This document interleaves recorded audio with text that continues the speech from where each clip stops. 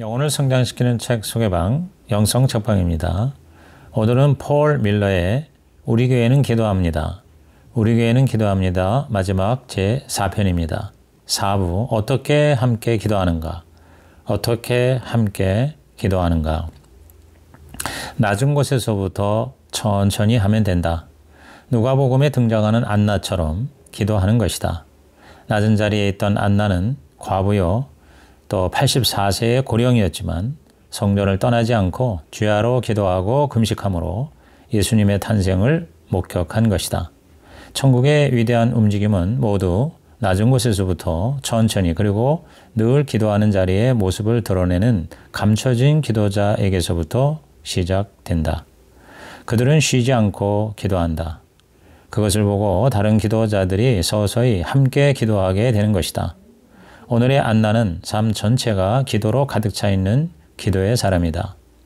만약 하나님이 우리의 삶에 가슴 아픈 일을 주시고 그에 대해 우리가 할 수 있는 일이 오직 기도뿐이라면 바로 그 연약함과 거기서 흘러나오는 기도가 삶의 모든 부분에까지 전해진다. 더 나아가 교회를 새롭게 하는 데까지 이르게 된다. 작은 기도의 응답이 끊이지 않을 때 아직 응답받지 못한 큰 기도를 인내로 할 수 있는 것이다. 하나님을 의지하고 기다리는 법을 배우는 것이다. 부흥의 불을 붙이고 청중을 열광시키고 많은 이들을 그리스도께 인도하는 자는 설교자다. 그러나 바위에 구멍을 뚫어 그 모든 일이 가능하게 하는 사람은 기도하는 청소부다. 교회에서 가장 중요한 사람은 안나와 같은 기도의 사람이다. 우리는 기도로 기도에 가까이 갈 수 있다. 주님은 두세 사람이 내 이름으로 모인 곳에 나도 함께 하리라고 하셨다. 기도의 동반자를 찾는 것이 함께 기도하는 첫걸음이다. 안나와 같이 지속적으로 기도할 수 있는 동기는 기도를 통해 하나님이 무엇을 하실지에 대한 기대감이다. 그 기대감은 믿음이다. 믿음이란 기대하는 기다림이다. 기대하는 기다림.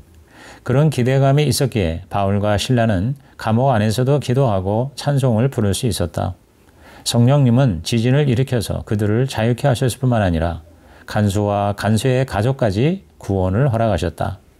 성전에 안나들이 많도록 그래서 교회가 기도의 집이 되게 해달라고 기도하라. 예수님의 대제사장적 기도의 초점은 우리와 삼위 하나님 사이의 거룩한 공동체를 형성하는 데 있다. 하나님과 하나 되는 것이 기도의 최종 단계다. 교회가 성도들과 함께 기도하여 하나님과 연합하기 위해서는 어떻게 해야 할까?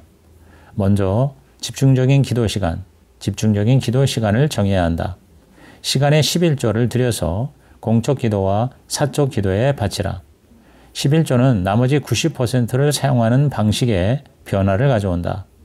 돈의 11조나 시간의 11조나 마찬가지다. 우리는 11조의 시간을 가장 먼저 내려놓아야 한다. 마지막까지 기다리다가는 아무것도 남지 않는다. 그 기도의 시간을 사수해야 하는 것이다.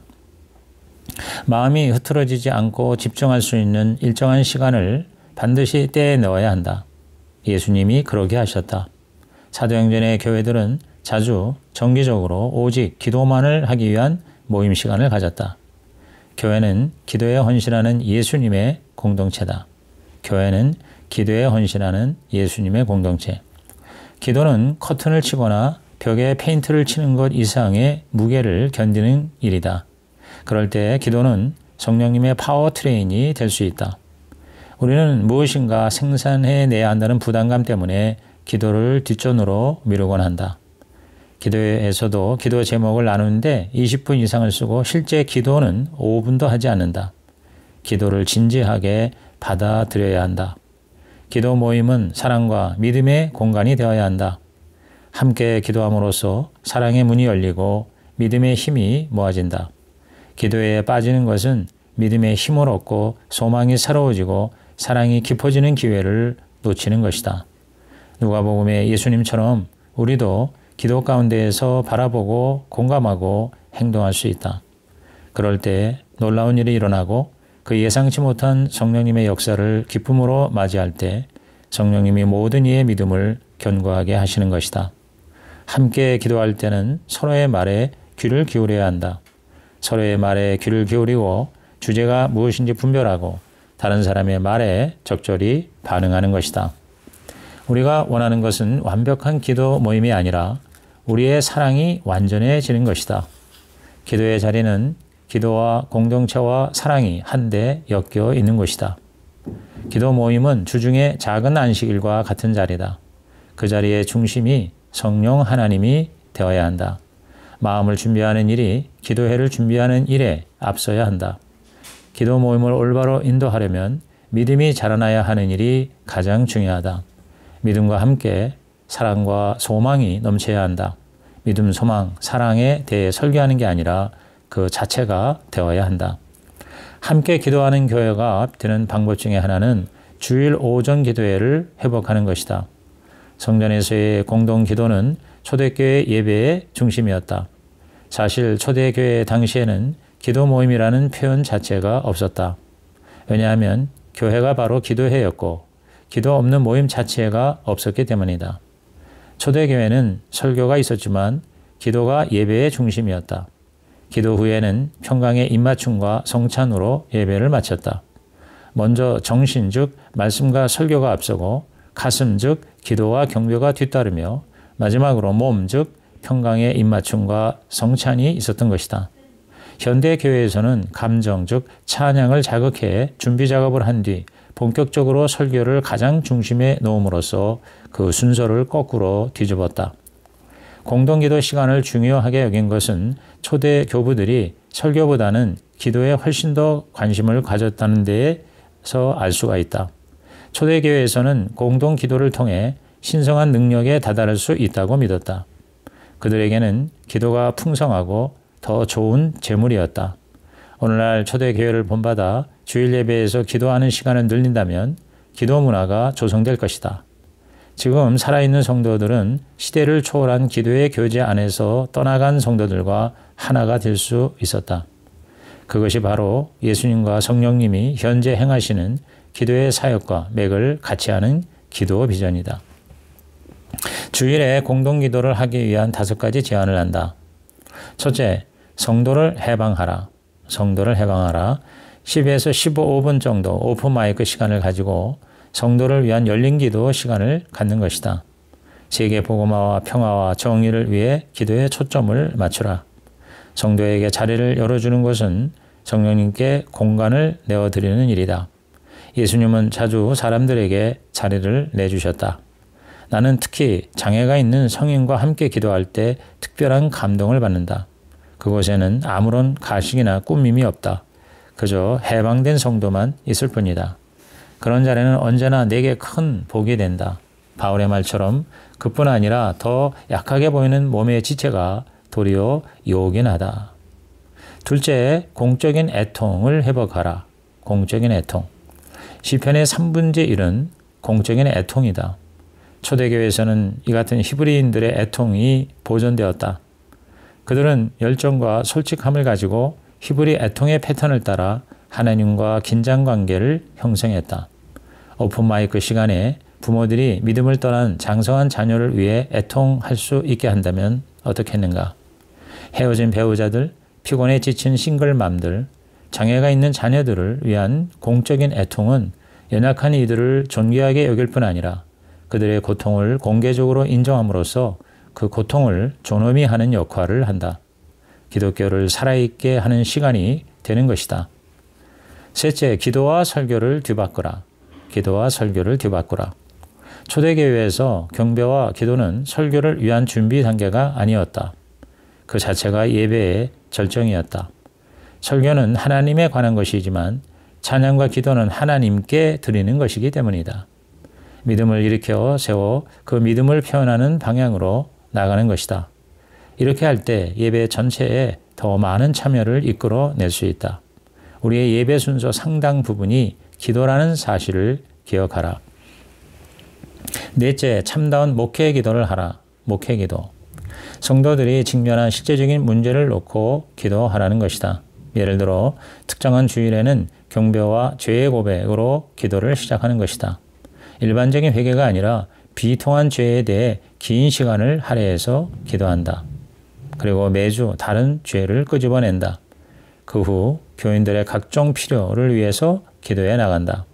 눈을 밖으로 돌려 교인들이 후원하는 사역이나 단체를 위해서 기도한다. 공직자와 가족들, 대통령과 세계의 문제들을 위해서 기도한다. 기도는 현실과 밀접하게 연결되어 있어야 한다.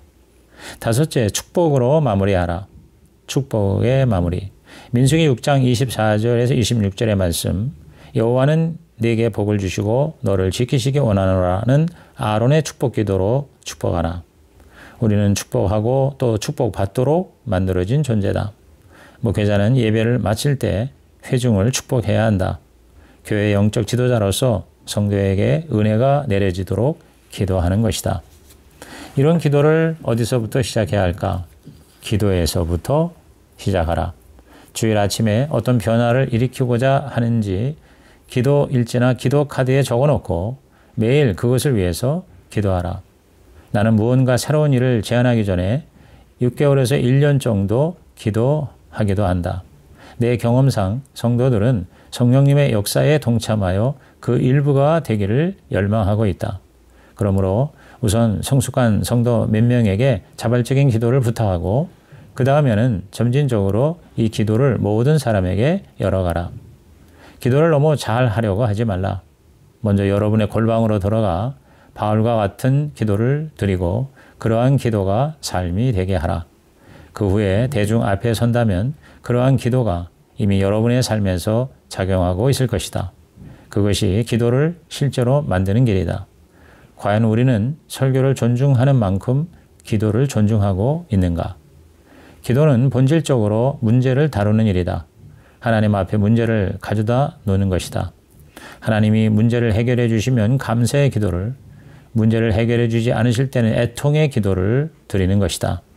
기도의 흐름은 요청에서 애통과 경배로 이어진다. 기도는 대개 문제에서부터 시작된다. 그렇게 문제로 난무하게 되면 오히려 믿음이 약해질 수 있다. 생명과 믿음의 원천이 되어야 할 기도의 자리에서 불신의 씨앗이 싹들 수 있다. 함께하는 기도에 고요한 냉소주의가 될 위험이 있는 것이다. 악에 집중하다 보면 선이 압도당한다. 문제에 갇혀버리는 이 현상을 이기기 위해서는 어떻게 해야 할까? 바울은 어둠의 렌즈가 아닌 부활의 렌즈로 삶을 바라보았다. 우리가 기도에 헌신할수록 성령님이 우리 삶 가운데 끊임없이 부활의 생명을 불어넣어 주실 것이다. 부활과 생명은 바울이 삶을 바라보는 렌즈의 색깔이 되었다. 우리도 기도에 참석할 때마다 부활의 생명을 기대하며 발견하려고 최선을 다해야 한다. 그것은 주님의 아름다움을 발견하고 감상하는 것이다. 우리가 부활의 렌즈로 삶을 보면 그것이 주변으로 전파된다. 다른 사람도 곧 부활을 찾아서 나서게 되는 것이다. 우리가 다른 이들의 눈을 열도록 도우면 그들의 믿음도 힘을 얻는 것이다. 기도와 관련된 어떤 습관들은 부활을 발견하려는 우리의 의욕을 빼앗기도 한다. 에드나라는 성도가 허리 관절염을 위해 매주 기도를 요청하는 경우가 그렇다. 그 허리 문제가 기도회를 죽이고 있었다. 별로 심각하지 않은 수준의 만성 질환을 구구절절히 쏟아내면 하나님의 기도 응답의 능력에 대해 의심만 쌓이기 마련이다. 이런 경우 우리는 어떻게 반응해야 할까? 첫째, 에드나를 위해 마음을 넓히라. 그저 참아주는 게 아니라 공감하라. 기도를 통해 표현되는 사랑으로 공동체를 하나로 묶으라. 우리는 기도하는 기계가 아니라 예수님의 몸이다. 둘째, 에드나의 모든 것을 위해 기도하여 그녀의 마음을 넓히라. 그녀의 삶 속에서 천국을 이루어가는 것들은 무엇인지, 혹은 그것을 막고 있는 것은 무엇인지 찾아서 당장 눈앞의 걱정거리를 초월하는 기도로 인도하는 것이다. 셋째, 에드나의 비전을 넓혀 고난 중에 있는 다른 이들을 보게 하라. 자기의 문제 수준을 넘어 눈을 들어 추수할 것을 보게끔 도와라. 이렇게 내가 먼저 첫걸음을 내딛어 에드나를 향한 나의 사랑이 넓어지면 나의 그 다음 발걸음은 세상을 향한 에드나의 사랑을 넓히게 될 것이다. 그저 우리의 사역과 필요만을 위해 기도하다 보면 예수님이 하시는 더 넓은 일들을 놓치기 쉽다. 문제 중심의 기도는 그 초점을 부활이 아닌 자기 중심으로 치우치게 한다. 바울의 타인 중심성을 생각해보라. 파선한 멜리데 섬에서 뱀에 물렸으나 오히려 바울은 그 섬의 문제를 해결하고 병을 치료해 주므로 필요를 채워주었다. 바울은 자기 건강에 집착하지 않았다. 그는 명예에도 집착하지 않았다. 그는 자기가 먼저 다른 사람을 위해 나뭇가지를 모아 불을 피웠다. 그는 편안함에도 집착하지 않았다. 남을 섬기는 일에 집중했다. 예수님께 집착한 바울은 밤낮 없이 사랑의 삶을 살았다. 함께 기도할 때 우리는 모두 서로를 돌보고 그들의 염려를 진지하게 받아들이며 동시에 그들이 부활의 렌즈를 통해 볼 수 있게 돕고 그들이 사랑의 일로 나오도록 하는 섬세한 과제를 떠안게 된다. 부활의 렌즈를 통해 문제를 바라봄으로써 우리는 죽음에 갇히지 않고 우리의 기도 시간에 소망을 불어 넣을 수 있다. 부활의 렌즈는 낙관주의라기보다 현실주의다. 그것은 삶의 위대한 현실을 보게 한다. 그 현실을 바로 예수님이 부활하신 것이다. 지금도 예수님의 몸인 교회 안에서 그분의 죽으심과 부활이 일어나고 있음을 성령님이 계속해서 말씀해 주신다는 사실이다. 이러한 현실 속에서 우리는 비로소 사람들의 죽음에 동참할 수 있으며 함께 부활을 위해 기도하고 그것을 기대할 수 있는 것이다. 하나님은 우리가 아무리 심각한 문제를 가지고 있어도 그것을 도우실 수 있다. 그러나 우리가 그것을 나누지 않으면 그런 일은 일어나지 않는다. 마음의 고통을 나누지 않으면 몸은 제대로 반응할 수 없다. 서로의 이야기를 듣지 않으면 그것은 고통을 느끼지 못하는 신경계와 같다. 나병에 걸린 것과 같은 현상인 것이다. 성도가 자신의 마음을 여는 것은 기도 모임 전체에 큰 축복이 된다. 공동체가 고난 중에 있을 때 구성원 전체의 마음을 열려면 어떻게 해야 할까?